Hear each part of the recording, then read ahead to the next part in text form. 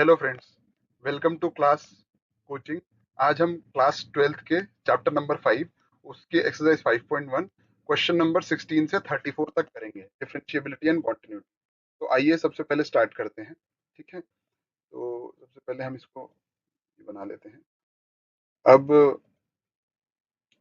Question number 16 है, discuss the continuity of the function F where F is defined by, और F की definition क्या है? F X is equal to minus if x is less than equal to -1। इसका मतलब less than equal to -1 का मतलब ये होता है कि अगर x की वैल्यू लेस देन -1 है तो भी -2 होगा, अगर x की वैल्यू -1 है तो भी -2 होगा।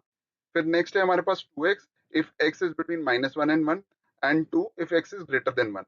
तो इसकी कॉन्टिन्यूटी हमारे को चेक करनी है। ठीक है, तो हमारे को पता है कि कॉन्टिन्यूटी के अंदर हमारे पास जो पॉइंट्स ऑफ ट्रांजिशन होंगे वो होंगे एक्स इक्वल टू -1, मतलब -1 पे हमें चेक करनी पड़ेगी और 1 पे चेक करनी पड़ेगी, क्योंकि इसके अलावा जैसे एक्स इज लेस देन -1 हम पैसे चले जाएंगे तो वहां पे फंक्शन -2 है तो -2 कॉन्टिन्यूस ही होगा। इसीलिए सिमिलरली -1 से 1 के बीच में मान लीजिए 0 है, 0.5 है, -0.5 है, तो उन सब पे 2x होगा, वो भी कॉन्टिन्यूस होगा। और x इज ग्रेटर देन 1 पे भी वो कॉन्टिन्यूस होगा। तो अब ये जो पॉइंट्स हैं यानी कि x इज इक्वल टू -1, इस पे चेक करते हैं। तो आइए एट x इक्वल टू -1 देखें। तो इसमें लेफ्ट हैंड लिमिट यानी कि x is basically limit x tends towards -1 negative, यानी कि 1 से -1 से थोड़ा सा छोटा। तो जब -1 से थोड़ा सा छोटा होगा x की वैल्यू, तो उस केस के अंदर एफ एक्स की वैल्यू है -2। तो इसीलिए लेफ्ट हैंड लिमिट कितनी हो गई हमारी? -2। फिर हम लोग देख रहे हैं एफ ऑफ -1, यानी कि when x is equal to -1 तो फिर एफ एक्स की वैल्यू क्या है? तो x इज इक्वल टू -1 पे एफ एक्स की वैल्यू क्या हो जाएगी? -2। तो इसीलिए एफ ऑफ -1 क्या हो गया?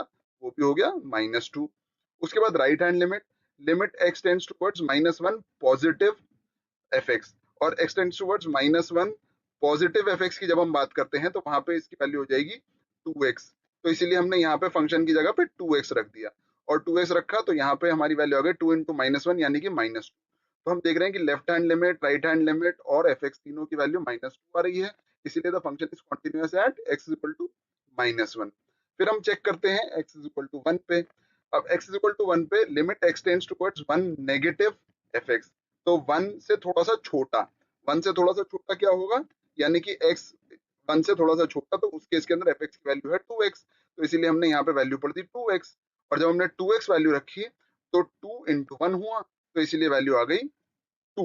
ठीक है, उसके बाद हम लोग बोलेंगे F1 की वैल्यू भी 2 है।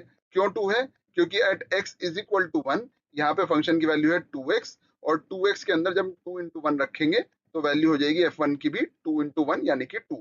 फिर right hand limit, right hand limit यानी कि limit x tends towards 1 positive F x, तो x टेंड्स टुवर्ड्स 1 पॉजिटिव यानी कि 1 से थोड़ा सा बड़ा, तो उस केस में भी एफ एक्स की वैल्यू जो है वो 2 है।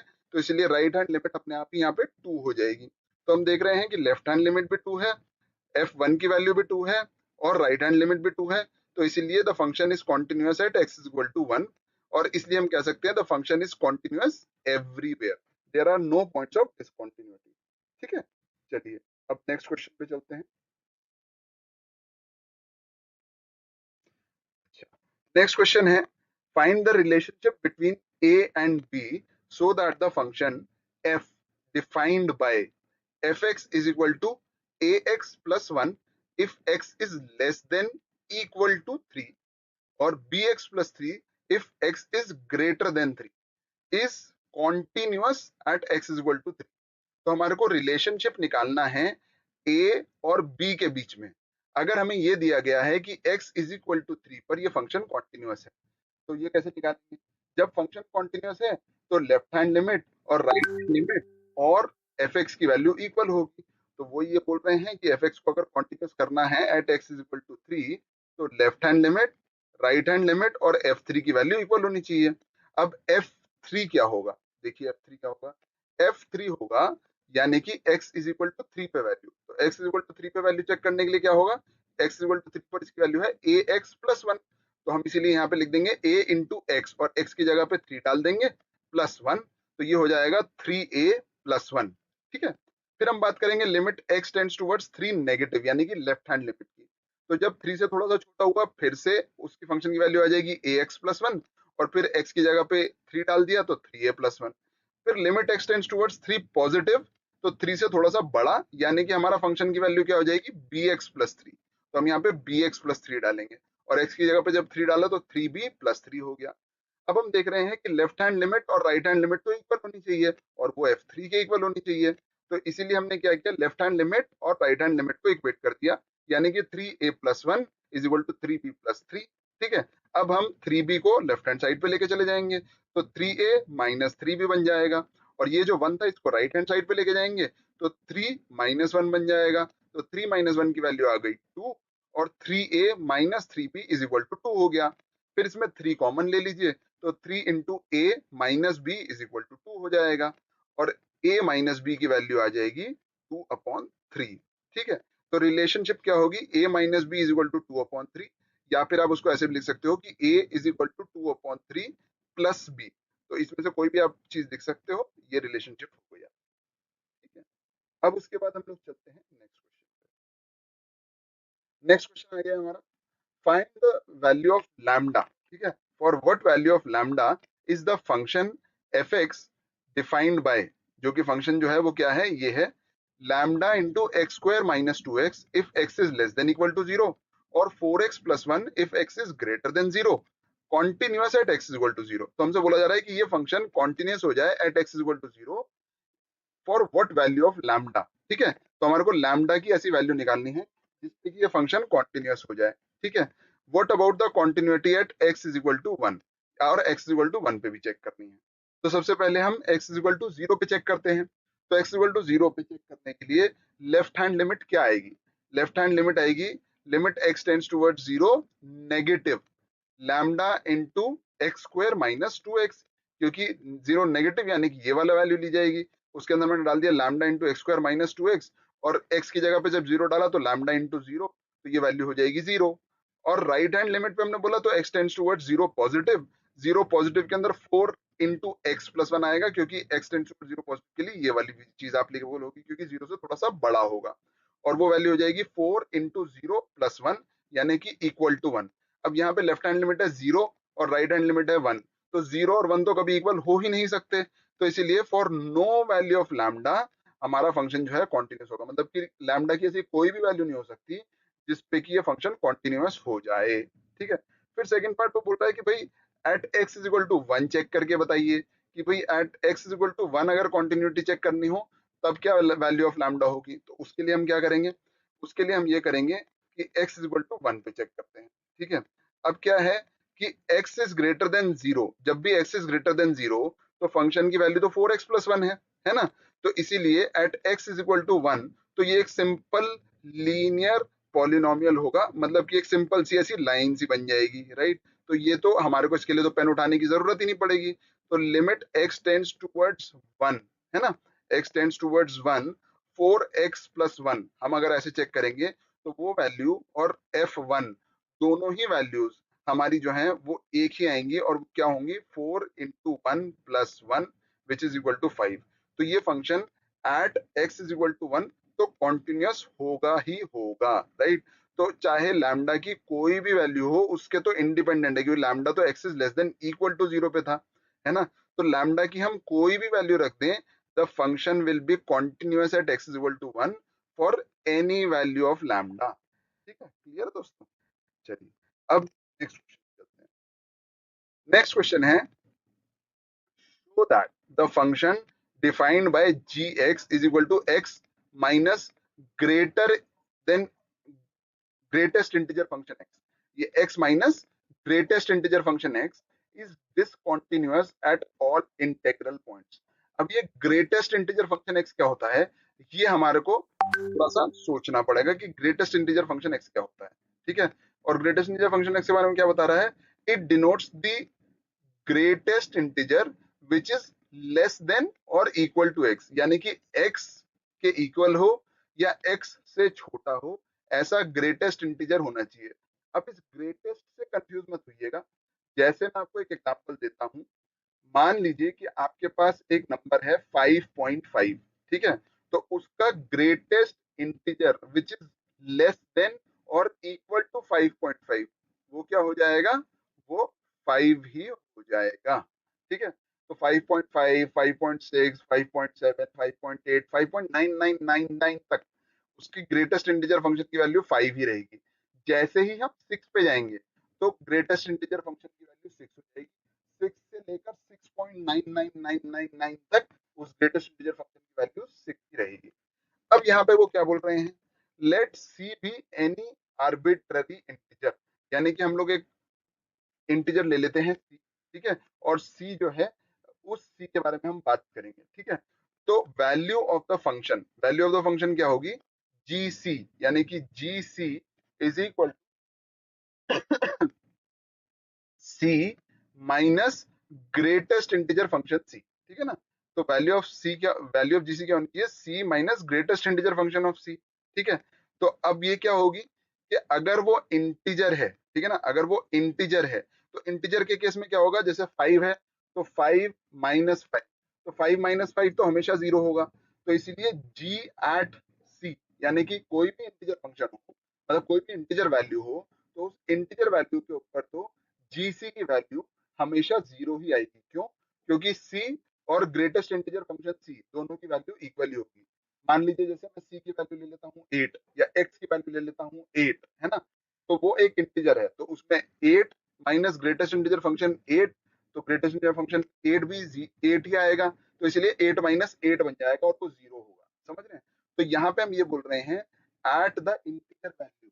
ओके दोस्तों, सो हम बात कर रहे थे कि अगर वैल्यू हम लोगों को किसी इंटीजर के लिए देखी जाए, तो जैसे हम लोगों का सी अगर एक इंटीजर है, तो इंटीजर के केस में सी माइनस ग्रेटेस्ट इंटीजर फंक्शन सी, इन दोनों की वैल्यू 0 ही आएगी। ठीक है, उसके बाद हम बात करें अगर x tends towards c negative, यानी कि हमारे को लेफ्ट हैंड लिमिट निकालनी है, तो x tends towards c negative, यानी कि c से थोड़ी सी छोटी वैल्यू। ठीक है, तो जब c से थोड़ी सी छोटी वैल्यू आ जाएगी, तो यानी कि 5 से थोड़ी सी छोटी, तो क्या हो गया 4.9999, तो उस केस के अंदर ग्रेटेस्ट इंटीजर फंक्शन x की वैल्यू अगर हम देखेंगे तो वो c -1 हो जाएगी। यानी कि अगर 4.9999 हुआ तो उस केस के अंदर ग्रेटेस्ट इंटीजर फंक्शन की वैल्यू हो जाएगी 4। ठीक है, अगर हम 5 लेते हैं नंबर को और लिमिट लेफ्ट हैंड लिमिट निकालते हैं, यानी कि limit x tends towards 5 negative, तो 5 नेगेटिव यानी कि 5 से थोड़ा सा छोटा, तो ग्रेटेस्ट इंटीजर फंक्शन ऑफ 5 क्या हो जाएगा, 4 हो जाएगा।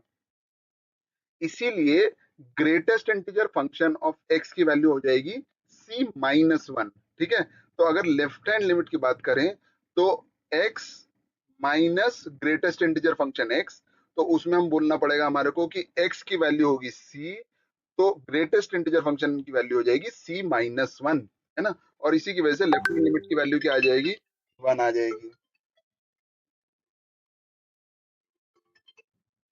ठीक है, उसके बाद x tends towards c positive, अगर हम c पॉजिटिव की बात करते हैं तो c पॉजिटिव में क्या होगा कि c से थोड़ा सा बड़ा, अगर c से थोड़ा सा बड़ा है तो उस केस में ग्रेटेस्ट इंटीजर फंक्शन x की वैल्यू c के बराबर हो जाएगी। मान लीजिए कि मैं c की जगह पे 5 बोलता, तो limit x tends towards 5 positive, यानी कि 5 से थोड़ा सा बड़ा, यानी कि 5.0001, तो उस केस के अंदर ग्रेटेस्ट इंटीजर फंक्शन x की वैल्यू क्या हो जाएगी, वापस हो जाएगी।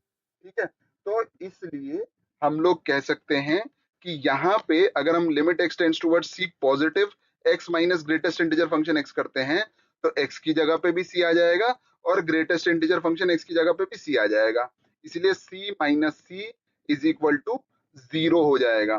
तो लेफ्ट हैंड लिमिट और राइट हैंड लिमिट हमारी इक्वल नहीं है, क्योंकि लेफ्ट हैंड लिमिट है हमारी 1 और राइट हैंड लिमिट है 0, तो इसीलिए एट इंटीजर वैल्यूज, राइट, ये लिमिट एग्जिस्ट नहीं करेगी।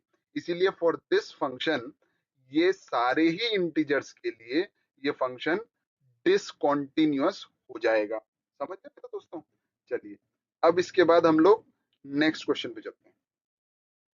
नेक्स्ट क्वेश्चन है question number 20, F X is equal to X square minus sine X plus 5, is the function F X this continuous at x is equal to pi, pi मतलब 180, है ना, तो x equal to पाई पर क्या ये continuous है, तो हमारे को ये चेक करना है। ठीक है, चलिए चेक करते हैं। तो एफ पाई क्या हुआ, पाई square minus sine pi plus 5, ठीक है। और साइन पाई की वैल्यू आपको पता है, साइन पाई क्या हो गया, साइन 180। तो साइन 180 की वैल्यू क्या होती है, साइन 0 के बराबर, यानी कि 0, है ना। तो हम बोल सकते हैं कि एफ एक्स की वैल्यू क्या हो गई, या एफ पाई की वैल्यू क्या हो गई, पाई स्क्वायर माइनस 0 प्लस 5, जो कि होगी पाई स्क्वायर प्लस 5, ठीक है। फिर हम बोलते हैं limit X tends towards pi, X square minus sine X plus 5, मतलब हमारे को लिमिट निकाल के देखनी है। तो लिमिट क्या हो जाएगी, एक्स की जगह पे फिर हम पाई पुट कर देंगे, तो pi square minus sine again pi put कर देंगे प्लस 5। तो यहाँ पे भी वैल्यू क्या आ जाएगी, पाई स्क्वायर प्लस 5। तो इसका मतलब क्या हुआ कि लिमिट एक्स टेंड्स टूवर्ड्स पाई, एफ एक्स और एफ पाई ये दोनों इक्वल हो गए, तो इसीलिए ये फंक्शन कॉन्टिन्यूअस हो जाएगा। तो yes, the function is continuous at X is equal to pi. ठीक है दोस्तों, चलिए नेक्स्ट चलते हैं। नेक्स्ट क्वेश्चन है, discuss the continuity of the following function, F X is equal to sine X plus cos X. फिर एक B part दे रखा है, फिर एक सी पार्ट दे रखा है। अब हमारे को बोलना है कि इनकी कॉन्टिन्यूटी बताइए। तो हमें ये पता है कि if two functions G X और एच एक्स, अगर दो फंक्शंस दिए हुए हैं और दे आर कॉन्टिन्यूअस, है ना, तो उनका सम, उनका डिफरेंस या उनका प्रोडक्ट वो भी कॉन्टिन्यूअस होता है। तो अब हमें पता है कि साइन एक्स जो है वो कॉन्टिन्यूअस होता है, सिमिलरली cos x जो है वो भी कॉन्टिन्यूस होता है। तो इसीलिए sin x plus cos x ये भी कॉन्टिन्यूस होगा on all the values of real numbers, मतलब कि x की कोई भी रियल वैल्यू होगी तो sin x भी कॉन्टिन्यूस होता है और cos x भी कॉन्टिन्यूस होता है, इसीलिए इनका सम भी कॉन्टिन्यूस होगा। सिमिलरली इनका सब्ट्रैक्शन भी कॉन्टिन्यूस होगा, यानी कि डिफरेंस भी कॉन्टिन्यूस होगा, और इसी तरीके से इनका प्रोडक्ट भी कॉन्टिन्यूस होगा। ठीक है दोस्तों, चलिए नेक्स्ट पे चलते हैं। नेक्स्ट है, discuss the continuity of cosine, cosecant, secant and cotangent functions। ठीक है, अब cos फंक्शन की बात करते हैं। तो cos फंक्शन जो है, it is defined for all real numbers, और इट्स लिमिट जो होती है, it's value at any real number, है ना। तो बेसिकली जो भी इसकी लिमिट होगी और जो इसकी वैल्यू होती है वो दोनों एक दूसरे के इक्वल ही रहती है। एक्स की कोई सी भी वैल्यू आप डालेंगे तो cos x जो है वो कॉन्टिन्यूस ही रहता है, तो इसीलिए ये कॉन्टिन्यूस ही रहेगा। मतलब एक्स की आप कोई सी भी वैल्यू डाल दो, मान लो आप एक्स की जगह पे 30 डाल दिया, तो cos 30, है ना, और cos 30 limit X tends towards 30 plus cos x वो भी cos 30 हो जाएगा, limit X tends towards 30 minus cos x वो भी cos 30 हो जाएगा। इसीलिए cos x will be continuous at any real value of x। ठीक है, फिर हम कोसेक एक्स की बात करते हैं। अब कोसेक एक्स क्या होता है, कोसेक एक्स होता है 1/sin x। ठीक है, 1/sin x के अंदर एक चीज इंपॉर्टेंट है कि यहाँ पे sin x डिनोमिनेटर में आ गया। ठीक है, अब अगर हम ध्यान से देखें तो sin x की वैल्यू 0 हो सकती है। 0 कब हो सकती है, जब x की वैल्यू 0 हो, या x की वैल्यू 180 हो यानी कि पाई हो, या x की वैल्यू 2 पाई हो, या x की वैल्यू 3 पाई हो। तो बेसिकली 0, पाई, 2 पाई, 3 पाई, इन सब पे साइन x की वैल्यू 0 हो जाती है, यानी कि साइन 0, साइन पाई, साइन 2 पाई, साइन 3 पाई ये सब 0 होते हैं। अगर ये सब 0 होते हैं तो डिनोमिनेटर 0 हो जाएगा।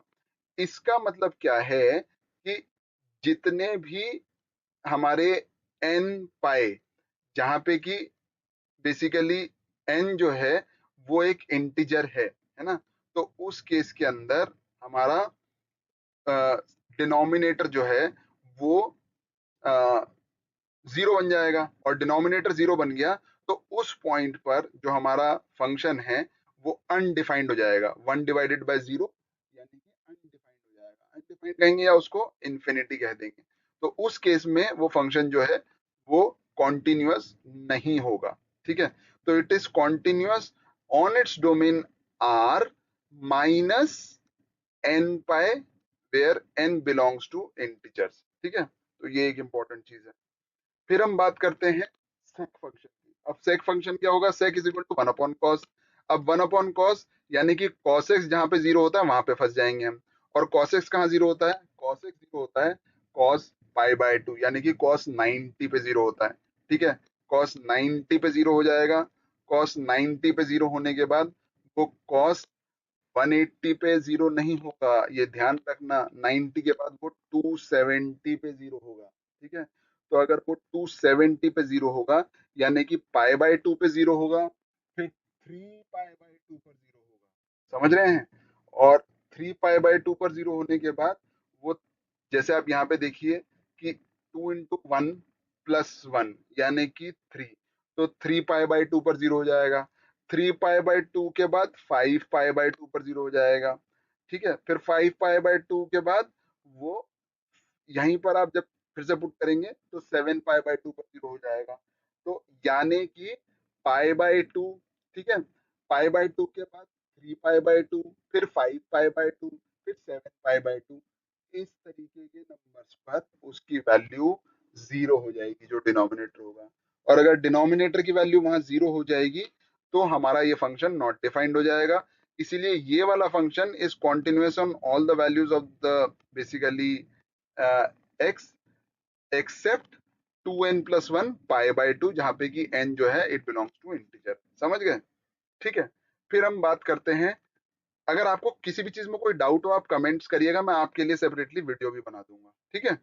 कोटेंजेंट फंक्शन, कॉट फंक्शन क्या होता है, f(x)cos x/sin x, ठीक है। अब यहाँ पे भी जब हमारा डिनोमिनेटर में sin x आ गया, तो जहां पे भी डिनोमिनेटर में sin x आ रहा है और x की वैल्यू की वजह से sin x जीरो हो जा रहा है, तो वो प्रॉब्लम क्रिएट करेगा, वहां पे वो कॉन्टिन्यूस नहीं होगा।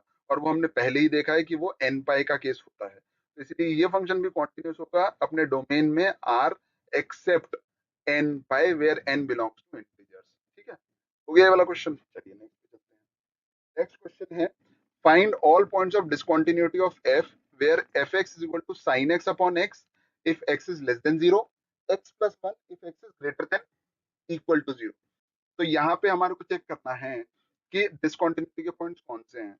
तो जाहिर सी बात है कि x इज लेस देन 0 की बात कर रहे हैं, तो पहले तो नीचे तो सारा हमारा ये कॉन्टिन्यूस ही रहेगा, x इज -1 -2, क्योंकि किसी पे भी डिनोमिनेटर भी 0 नहीं हो सकता, और sin x वैसे ही कॉन्टिन्यूस है ना।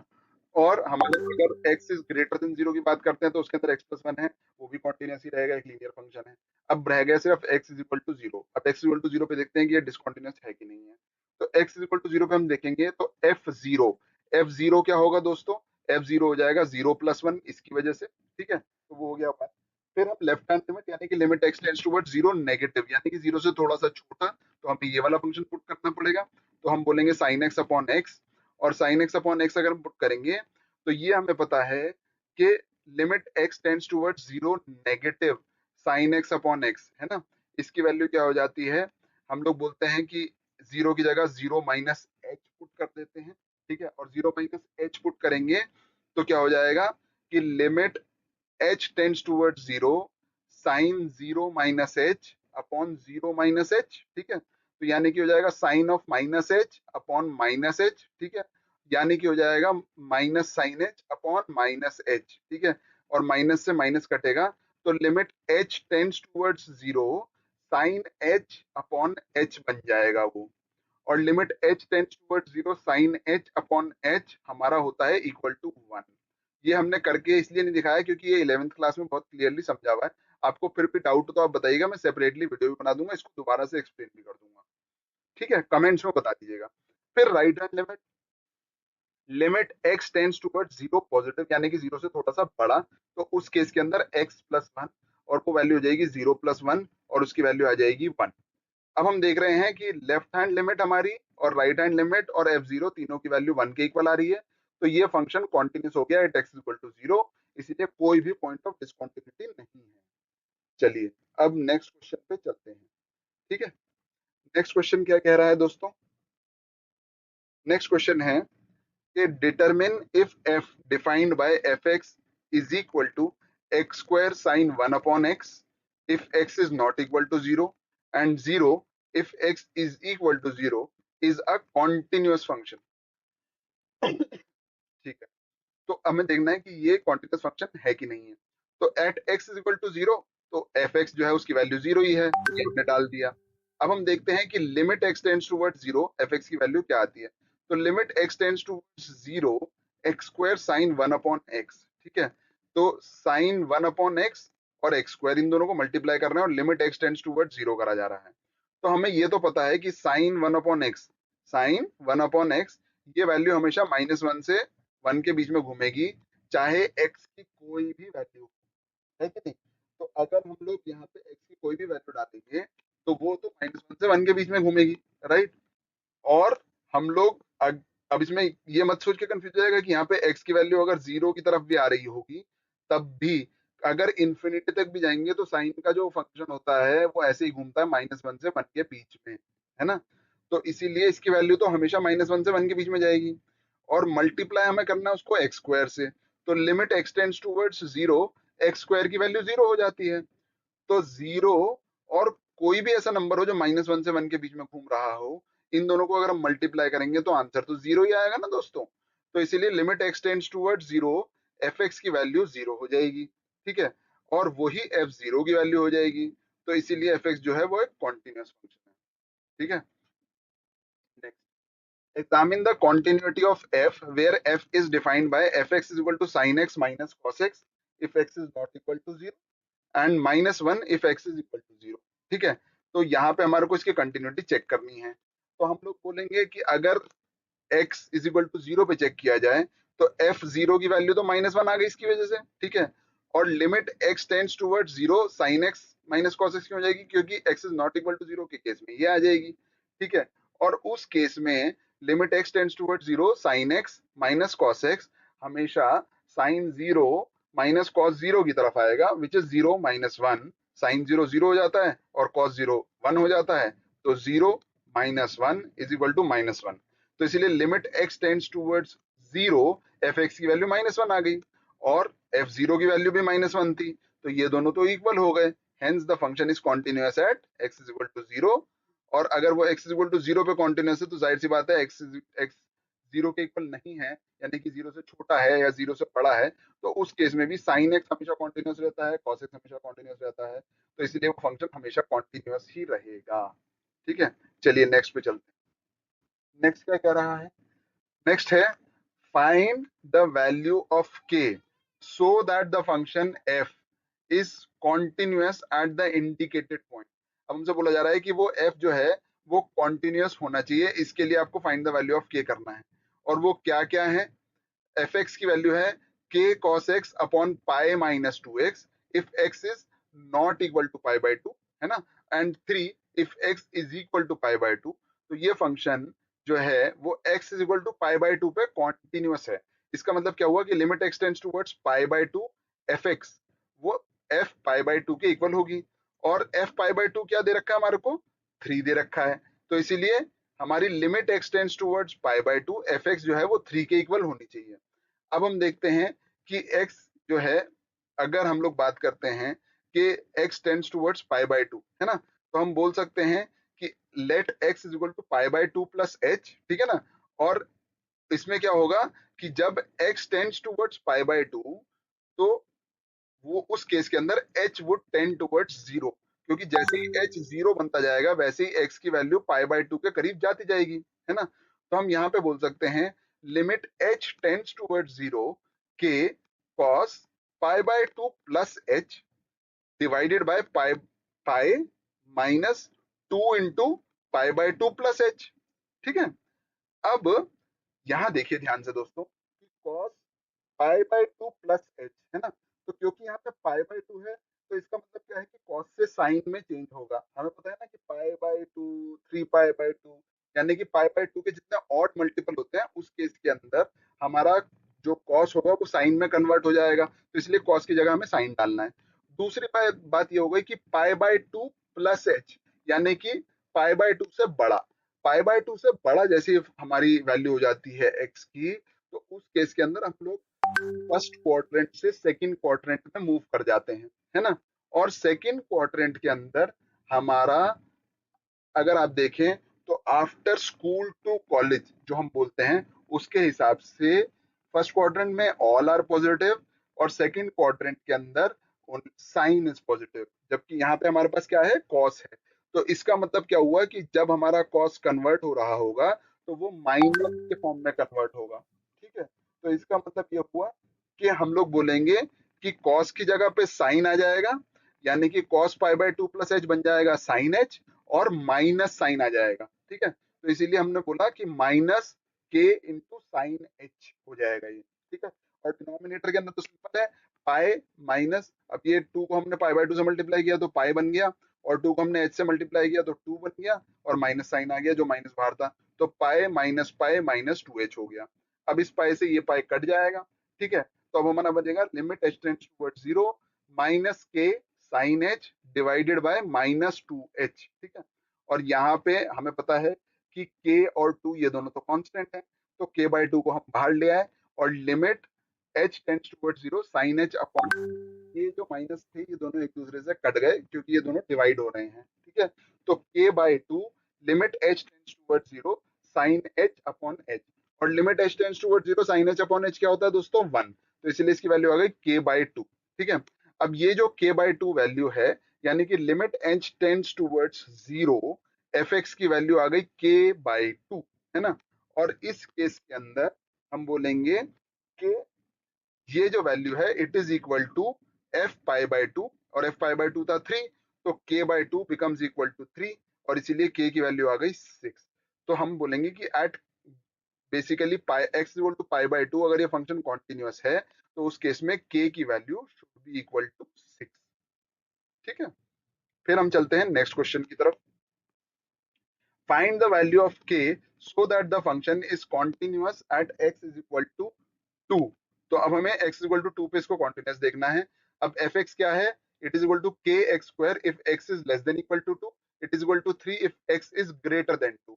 ठीक है, तो यहाँ बहुत सिंपल है, हमारे को ये कॉन्टिन्यूअस दिया गया है, तो f2 क्या हो जाएगा, क्योंकि x लेस देन 2 और इक्वल टू 2 पे तो फंक्शन की वैल्यू है के एक्स स्क्वायर, तो हम इसमें पुट करेंगे, तो k इंटू 2 का स्क्वायर, और 2 का स्क्वायर हुआ 4, तो इसीलिए वैल्यू बन गई 4k। और लेफ्ट हैंड लिमिट जो होगी, limit X tends towards two negative F X, वो तो इसी के इक्वल हो जाएगी के एक्स स्क्वायर के, तो के इंटू एक्स स्क्वायर, और एक्स की जगह 2 डाला तो वो भी 4k हो जाएगी।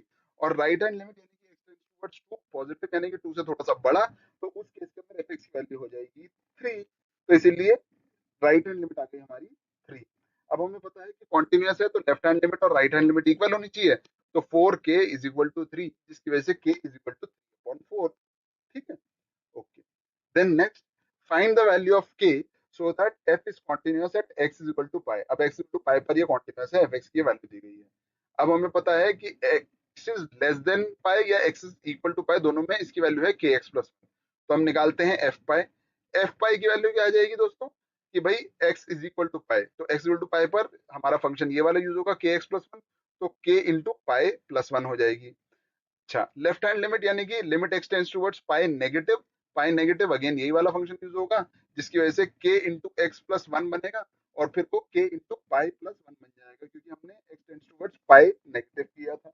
और राइट हैंड लिमिट यानी कि लिमिट एक्सटेंड्स टुवर्ड्स पाई पॉजिटिव cos x, यानी कि पाई से थोड़ा सा बड़ा। अब पाई से थोड़ा सा बड़ा अगर हम देखेंगे तो हमारे को cos x की तरफ जाना पड़ेगा, क्योंकि पाई से थोड़े से बड़े के अंदर हमारा फंक्शन cos x बन जाता है, और यहाँ पे हम लोग जब x की जगह पाई डालेंगे तो cos पाई बन जाएगा, और cos पाई की वैल्यू होती है -1। ठीक है ना दोस्तों, तो इसलिए हमें पता है कि लेफ्ट हैंड लिमिट और राइट हैंड लिमिट इक्वल होनी चाहिए, तो k pi plus 1 should be equal to -1। इसकी वजह से k pi is equal to -1 -2, यानी कि k pi is equal to -2, और k की वैल्यू आ जाएगी -2/पाई। ठीक है दोस्तों, चलिए अब नेक्स्ट पे चलते हैं। नेक्स्ट क्वेश्चन है, find the value of k so that the function f is continuous at x is equal to 5। x equal to 5 पे कॉन्टिन्यूअस होना चाहिए, तो fx क्या है, kx प्लस 1। ठीक है, when x is less than equal to 5, और 3x minus 5 अगर x इज ग्रेटर देन 5। तो अगर हम देखें तो f5 क्या हुआ कि भाई x इक्वल टू 5 पे क्या होगा, तो वो 5k प्लस 1 हो जाएगा। अगर लेफ्ट हैंड लिमिट देखें तो x इज लेस देन 5, यानी कि लिमिट एक्सटेंड्स टुवर्ड्स 5 नेगेटिव, तो 5 नेगेटिव पे क्या हो जाएगा वो, कि 5 इंटू के प्लस 1। क्यों, क्योंकि एक्स टेंड्स टुवर्ड्स 5 नेगेटिव, यानी कि 5 से थोड़ा सा छोटा, तो k into X plus 1, x की जगह डाला 5, तो k इंटू 5 प्लस 1 ही बन जाएगा। तो लेफ्ट हैंड लिमिट भी आ गई 5k प्लस 1, और राइट हैंड लिमिट यानी कि x इज ग्रेटर देन 5। क्यों, क्योंकि limit X tends towards 5 positive, तो 5 पॉजिटिव क्या हो जाएगा, ये वाला फंक्शन हो जाएगा एफ एक्स। तो इस केस के अंदर 3 इंटू 5 -5। ठीक है, और ये वैल्यू बन जाएगी 15 - 5, यानी कि इक्वल टू 10। ठीक है, अब कॉन्टिन्यूटी के लिए क्या होगा, लेफ्ट हैंड लिमिट और राइट हैंड लिमिट इक्वल होनी चाहिए। तो 5k+1 should be equal to 10। इससे हमारा 5k इज इक्वल टू 9 और k इज इक्वल टू 9/5। तो हमारी k की वैल्यू आ जाएगी 9/5। आई होप ये भी क्लियर है। ठीक है, next, find the values of a and b such that the function defined by fx is equal to 5 जब x is less than equal to 2, ax plus b अगर x is between 2 to 10 and 21 if x is greater than equal to 10 is a continuous function। ये भी continuous function है। ये इसके basis पे हमारे को ये पता लग गया कि इसमें लेफ्ट हैंड लिमिट और राइट हैंड लिमिट इक्वल होनी चाहिए, उसको हम इक्वेट करते हैं। तो x इक्वल टू 2 पे कॉन्टिन्यूस है, तो x इक्वल टू 2 पे लेफ्ट हैंड लिमिट हो गई हमारी 5। ठीक है, ठीक है, राइट हैंड लिमिट क्या हो गई 2a प्लस बी। क्यों, क्योंकि राइट हैंड लिमिट यानी कि x टेंड्स टुवर्ड्स पॉजिटिव, तो 2 से थोड़ा सा बड़ा, तो 2 से थोड़ा सा बड़ा यानी कि ये वाला फंक्शन। तो a into X plus B, और x की जगह 2 डाला तो a इंटू 2 प्लस बी हो जाएगा, तो इसीलिए 2a प्लस बी। अब अगर हमारे पास 2a प्लस बी है और 5 है और ये दोनों इक्वल होने चाहिए, तो 2a plus B is equal to 5, और इसकी वजह से एक इक्वेशन बन के आ गई 2a plus B is equal to 5। Similarly x equal to 10 पे चेक करिए, तो x इक्वल टू 10 पे left hand limit x tends towards 10 negative, तो 10 से थोड़ा सा छोटा, 10 से थोड़ा सा छोटा मतलब कि ये वाला फंक्शन।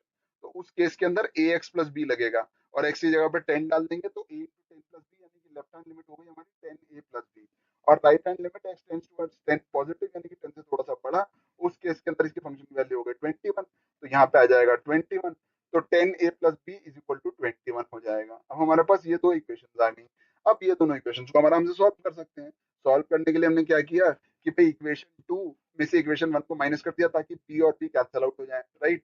तो बचेगा क्या कि 10a plus B minus 2a plus B is equal to 21 - 5, यानी कि 10a माइनस 2a यानी कि 8a इज इक्वल टू 21 - 5 यानी कि 60।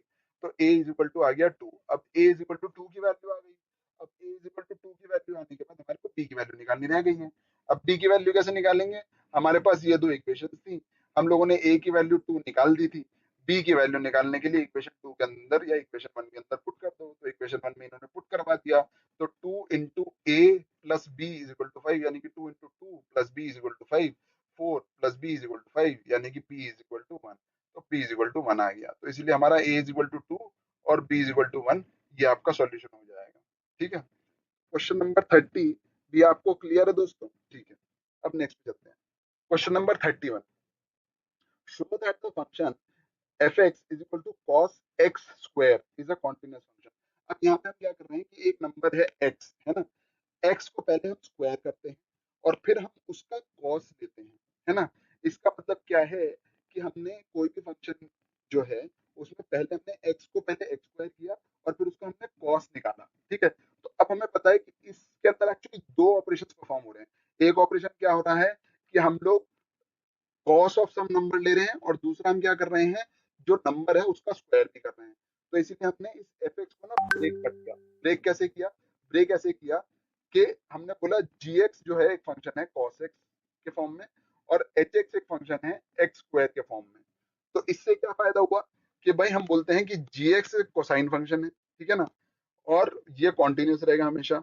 और इसीलिए सिमिलर तरीके से एच एक्स एक पॉलिनोमियल फंक्शन है, वो भी कॉन्टिन्यूस रहेगा। एच एक्स क्या हुआ, एक्स स्क्वायर ये पॉलिनोमियल है, और कोसाइन फंक्शन कॉस एक्स ये पॉलिनोमियल है। तो अगर ऐसा है, राइट, तो हम बोलेंगे कि जी ऑफ एच एक्स यानी कि जी ऑफ एच एक्स यानी कि पहले एक्स पर एच एक्स परफॉर्म करो और फिर जो एच एक्स आ जाएगा उस पर जी परफॉर्म करो, राइट। तो इसका मतलब क्या हुआ कि भाई जी एक फंक्शन परफॉर्म किया जा रहा है एच एक्स पर, और एच एक्स क्या था, एक्स स्क्वायर, ठीक है ना। तो हम बोल रहे हैं कि ये एक्चुअली रिप्रेजेंट यही कर रहा है, जो हमारा फंक्शन गिवन है cos of X square, that is nothing but G of X, है ना। और G of H of X अगर हम बात करें तो इसमें एच एक्स भी कॉन्टिन्यूस है और जी एक्स भी कॉन्टिन्यूस है। तो जी ऑफ एच ऑफ एक्स यानी कि उन दोनों का कॉम्पोजिशन जो होगा वो भी कॉन्टिन्यूस होगा। इसीलिए जो हमारा गिवन फंक्शन है एफ एक्स वो कॉन्टिन्यूस हो जाएगा। इसको रिपीट करके देख लेना, अगर कोई डाउट आए तो कमेंट करना, मैं सेपरेटली फिर से वीडियो बना दूंगा आपके डाउट पे, ठीक है। Show that the function defined by F X is equal to mod of cos X is a continuous function. अब हमें बोला जा रहा है कि इसको शो करो कि कॉन्टिन्यूस है। तो सबसे पहले हम क्या करेंगे, हम बोलेंगे कि एक फंक्शन ले लो जी एक्स, ठीक है, जिसको आप बोलो मॉड ऑफ एक्स। और फिर एक फंक्शन ले लो एच एक्स जिसको आप बोलो कॉस एक्स, ठीक है। तो पहले हम एक कॉस एक्स फंक्शन निकाल रहे हैं और फिर उसके ऊपर मॉड्यूलस परफॉर्म कर रहे हैं, राइट। तो हम लोगों ने पहले एक एच एक्स निकाला और उस एच एक्स के ऊपर जी का फंक्शन परफॉर्म कर दिया, राइट। तो इसीलिए हम क्या बोलेंगे कि जी ऑफ एच ऑफ एक्स, ये जी ओ एच एक्स जो लिखा होता है ना, इसमें मतलब पहले एक्स के ऊपर एच परफॉर्म किया और उस पूरे एच एक्स के ऊपर फिर जी परफॉर्म कर दिया। अब हमें पता है कि एच एक्स जो कॉस एक्स फंक्शन है वो अपने आप में एक कॉन्टिन्यूस फंक्शन है, और जी एक्स जो मॉड एक्स फंक्शन है वो भी एक कॉन्टिन्यूस फंक्शन है। तो जी ऑफ एच ऑफ एक्स यानी कि मॉड ऑफ कॉस एक्स, ये भी एक कॉन्टिन्यूस फंक्शन होना चाहिए होगा, ठीक है। तो इसलिए ये भी कॉन्टिन्यूस होगा, ठीक है। देन नेक्स्ट पे चलते हैं दोस्तों। नेक्स्ट है examine the function F X equal to mod of sine X. अब क्या ये कॉन्टिन्यूस है कि नहीं है? अब हमें पता है कि इसको भी हम वैसे ही करेंगे कि एक फंक्शन ले लिया एच एक्स जिसको हम बोलेंगे साइन एक्स, और फिर एक फंक्शन ले लिया जी एक्स जिसको हम बोलेंगे मॉड एक्स। जी एक्स को हमने मॉड एक्स बना दिया और एच एक्स एक फंक्शन दिया जिसको हमने साइन एक्स बोला। तो अब क्या हुआ कि पहले जो हमारे पास एक्स गिवन है उसके ऊपर हमने एक फंक्शन परफॉर्म किया साइन एक्स, यानी कि एच एक्स एक फंक्शन परफॉर्म हुआ जिसकी वजह से क्या हुआ कि एक्स के ऊपर साइन परफॉर्म किया गया, राइट। तो साइन ऑफ एक्स, और उसके बाद इस साइन ऑफ एक्स के ऊपर मॉड ले लिया गया। तो इसीलिए जी ऑफ एच एक्स यानी कि जी ऑन एच ऑफ एक्स। तो पहले हम लोग पहले एक्स पर एच एक्स परफॉर्म करेंगे और फिर पूरे एच एक्स पर जी परफॉर्म करेंगे। फिर से बात वही हो गई कि ये जो है जी ऑफ साइन एक्स है और ये कंपोजिट फंक्शन है। कंपोजिट फंक्शन के अंदर क्योंकि दोनों फंक्शन हमारा मॉड ऑफ एक्स और साइन ऑफ एक्स ये दोनों कॉन्टिन्यूस है, इसीलिए ये फंक्शन भी कॉन्टिन्यूस हो जाएगा, ठीक है। एक नेक्स्ट क्वेश्चन है find points of discontinuity of F where F X is mod of X minus mod of X plus one, ठीक है। अब हमारे पास दो फंक्शन है, एक है जी एक्स यानी कि मॉड ऑफ एक्स और एच एक्स है mod of X plus one, ठीक है। अब जी एक्स जो मॉड ऑफ एक्स है वो तो कॉन्टिन्यूस होता है, ठीक है ना, और एच एक्स जो mod of X plus one है ये भी जो है एक कॉन्टिन्यूस फंक्शन होगा, ठीक है। अब इन दोनों का डिफरेंस जो होगा वो भी कॉन्टिन्यूस होना चाहिए। तो इसीलिए mod of X minus mod of X plus one ये भी हमेशा कॉन्टिन्यूअस रहेगा, ठीक है दोस्तों। तो इसके साथ हम लोगों ने क्वेश्चन 34 भी खत्म किया। Thank you for watching.